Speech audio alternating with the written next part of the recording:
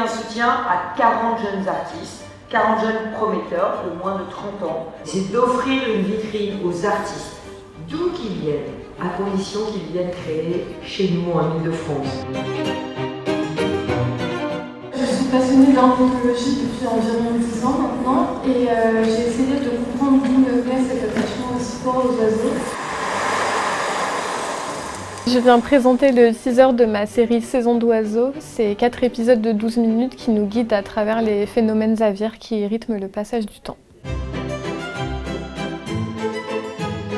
C'est le premier film d'animation dont je suis complètement à l'initiative. Ça demande beaucoup d'argent, ça demande beaucoup de temps de présentation de son propre travail. C'est vrai que je ne m'attendais pas, en fait, quand j'ai commencé à envoyer autant de dossiers, à passer par autant de commissions. On a été soutenus pour la réalisation du pilote, qui forcément représente énormément pour nous.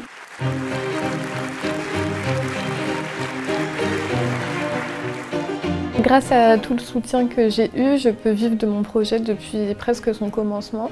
Donc je fais mes heures d'intermittence avec et même dans les temps de latence un peu où j'attends des retours, et je peux continuer à faire des recherches graphiques, des tests d'animation. Donc je suis à 100% dessus et quand il commencera, je serai prête.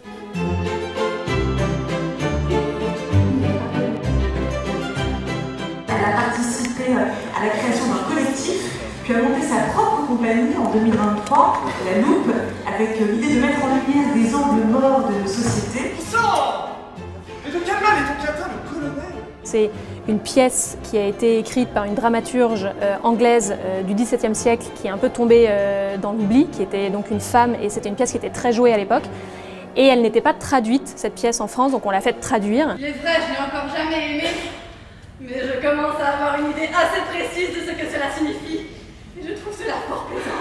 C'est une comédie, mais en même temps il y a un message, il y a beaucoup d'enjeux, parce qu'il y a quand même des gros rôles de femmes, ce qui est assez rare à l'époque d'avoir des si beaux rôles de femmes. Donc voilà, ça fuse dans tous les sens.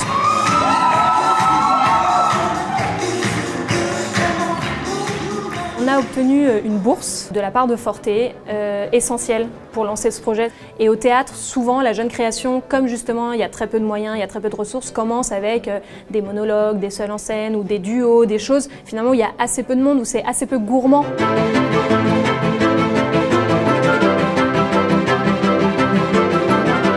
Pour avoir des choses comme ça un peu spectaculaires, un peu flamboyantes, un peu avec du panache, il faut du financement public. Sans ce financement, on n'aurait pas monté ce projet, je pense pas.